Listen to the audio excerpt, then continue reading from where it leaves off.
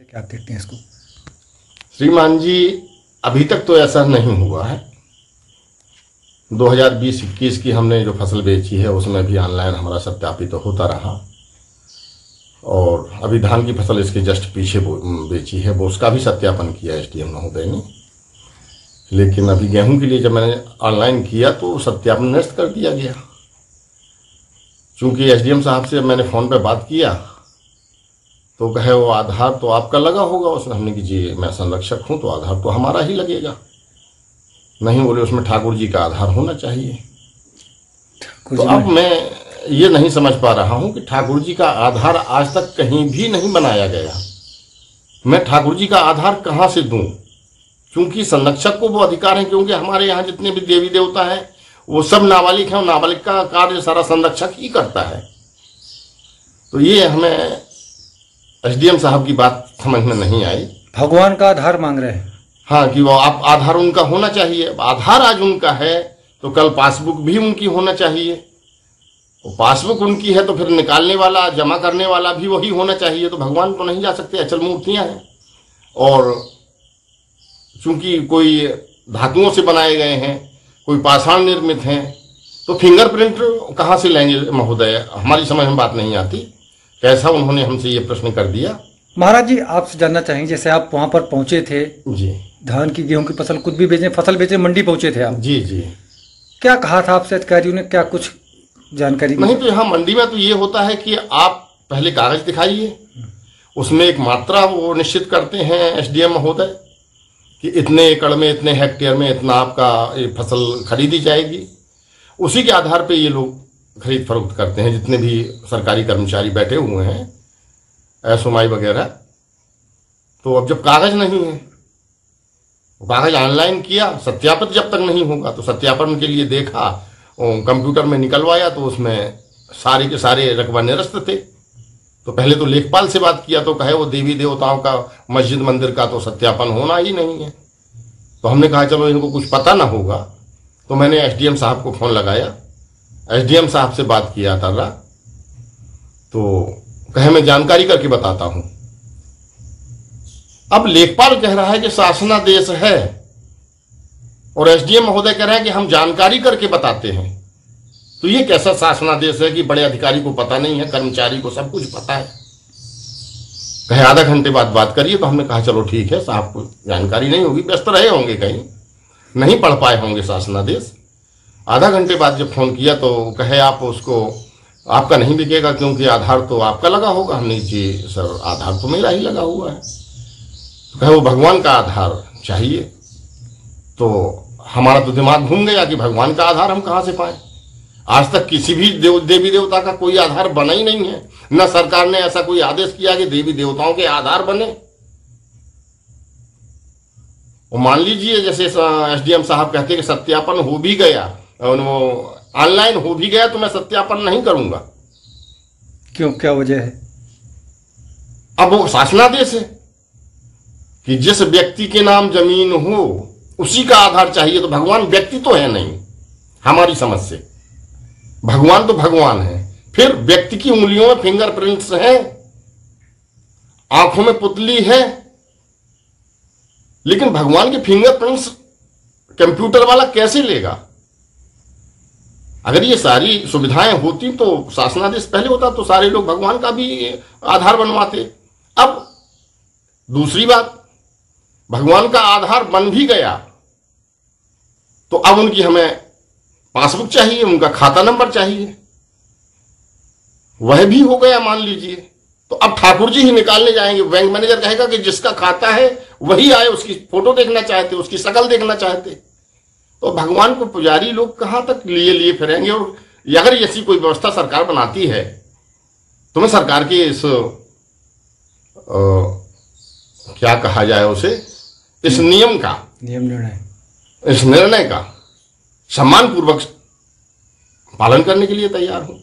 लेकिन आज हमारी समस्या ये है कि जो आज हमसे प्रश्न किया गया, अभी तक हम 15 वर्ष से, जब से सरकार ने लेवी लेना शुरू किया है तब से आज तक कोई समस्या नहीं आई। अभी समस्या आई तो मैंने अपने इष्ट मित्रों को बताया, उन्हीं में कोई पत्रकार होगा तो उसने उस खबर को निकलवा दिया। उस खबर को आपने पढ़ा, आप आए हमारे पास। अब जो पूछ रहे हैं, जो असलियत है वो तो मैं कहूंगा ही। और आपके इस चैनल के माध्यम से माननीय महंत जी महाराज, योगी जी महाराज से भी ये निवेदन करना चाहूंगा कि भाई पुजारियों के ऊपर कुछ कृपा की जाए, जो आपके ठाकुर जी की, मैं तो आपके ठाकुर जी की सेवा कर रहा हूं, आपके नीचे का सेवक हूं। आप भी भगवान की सेवा करते हैं, क्या है तो सब जानते ही होंगे।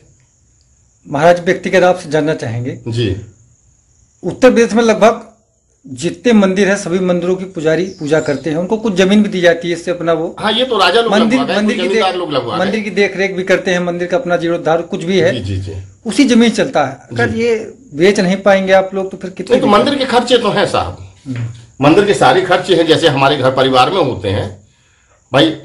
भगवान के समय समैया है, राग भोग है, मंदिरों का जीर्णोद्धार है, कहीं पुताई करवाना है, कहीं त्योहार मनाना है, सारी चीजें मंदिरों में होती हैं। भगवान के वस्त्राभूषण है, भोग प्रसाद है, तो खर्चे तो चाहिए।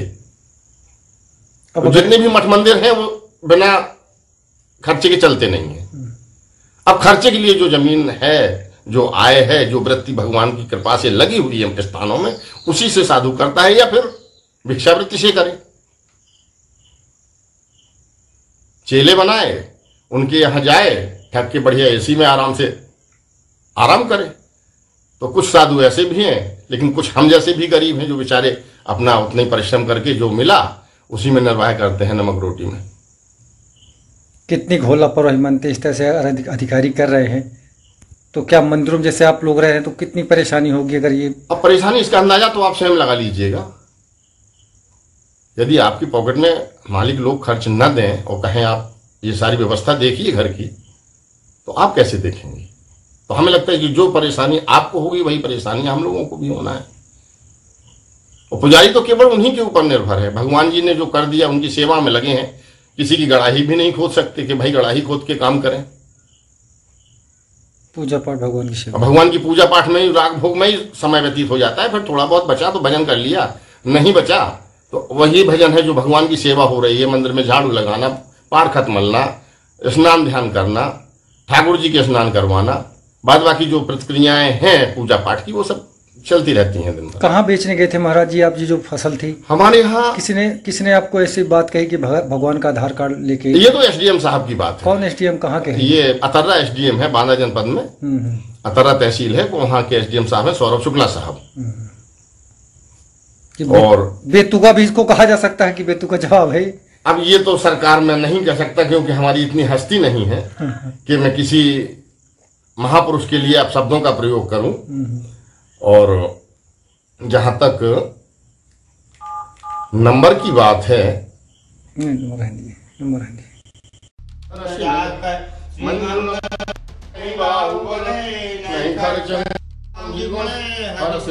कैलाश तब प्रभु कपिन दिवाय।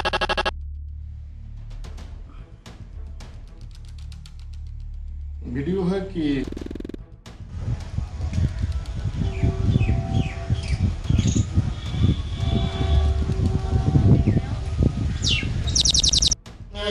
सहित तुलसी भवानी पूज पुन पुन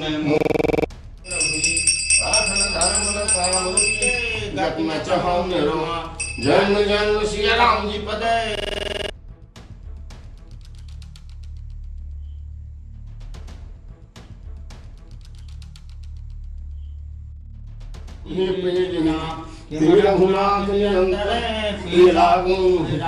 लटपाल रघुवंशमणि करुणा सिंधु जय